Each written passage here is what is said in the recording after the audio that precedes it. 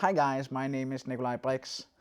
I'm a Sony ambassador, and Sony was so cool that they sent me the new Sony A7 IV. Yeah, that's pretty cool. This is recorded a few days before the official release of the camera, and I have just played around with the camera, and tomorrow I'm gonna shoot my big assignment with it.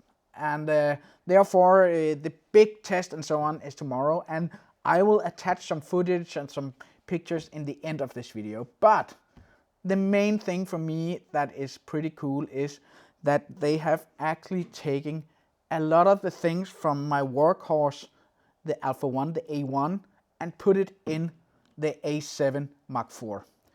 One of the biggest things is the autofocus. It's the same autofocus as the A1, believe it or not. And I tell you, the AF on this one is a beast, both in video and still.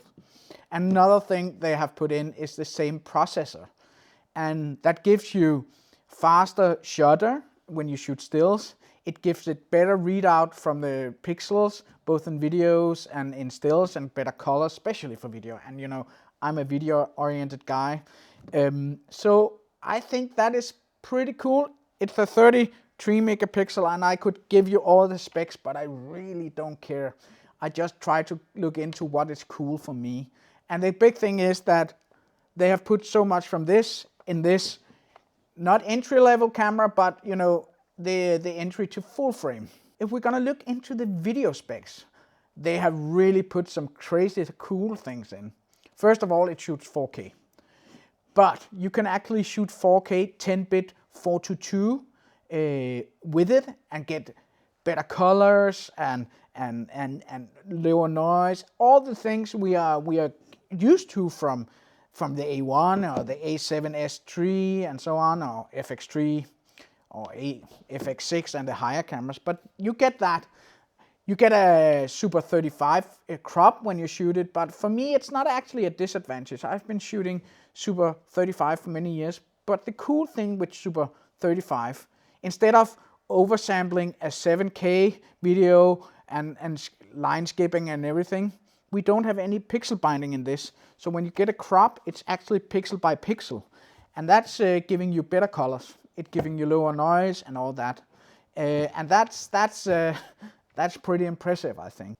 Another thing is you actually get S-Log3, also get S-Cinetone. And you know, S-Cinetone is this almost ready, out of the box, really cool looking image with all the advantages for shooting in a flat profile, but there has been a process and skin tones are crazy good.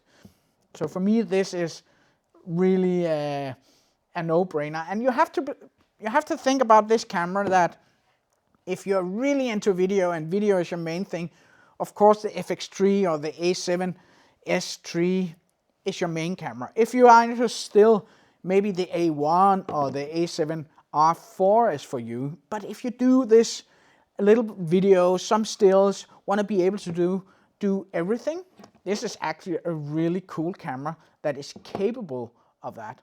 So all in all, what I have tried right now is impressive, well built like always. So I'm looking forward for tomorrow, where I'm gonna shoot stills. I'm gonna shoot video of one of my friends who is a chef and have a restaurant. One little thing is that we all know with new camera models, the raw images are not ready in the raw converter you're using. So in the beginning, we always shoot JPEGs and so on. But yesterday I tested it in Capture 21, and it worked. So I played around with the raw files.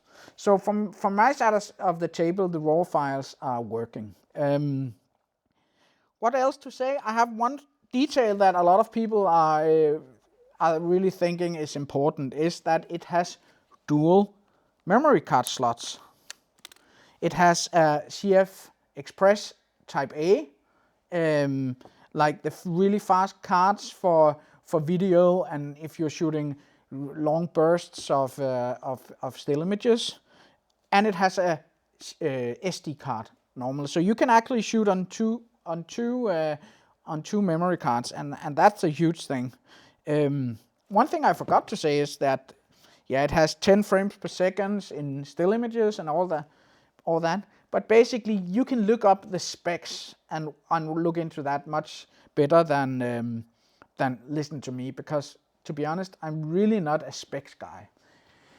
To conclude, the last conclusion is, the cool thing for me and the most impressive thing is that they have adapted so much of the technology from the A1 to the A7 Mark IV. So I'm looking forward to show you some of my work with this camera.